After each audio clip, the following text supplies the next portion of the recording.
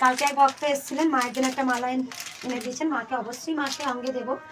আর এক ভক্ত মা পার্সেল করে পাঠিয়েছেন একটা সুন্দর হার, আমি জানি না কোন ভক্ত পাঠিয়েছেন, কালকে এসছে, কালকে না এটা কয়েকদিন আগে এসছে, পড়ানো হয়নি, দুদিন আগে এসেছে, সেটা আমি অবশ্যই মাকে পরাবো।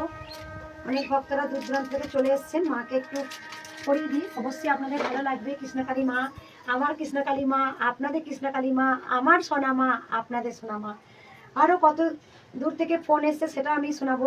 কালকে এসেছিল কানাডা থেকে, না কানাডার মাও মাকে টাকা পাঠিয়েছে পুজোর জন্য, জার্মানি থেকে এসেছিল, পর্তুগিজ থেকে এসছে, পর্তুগাল থেকে এসছে, অনেক আমেরিকা তো জেনেন ভক্তরা। এই যে মাকে একটু সোনা মাকে হাতটা পরিয়ে দিচ্ছি।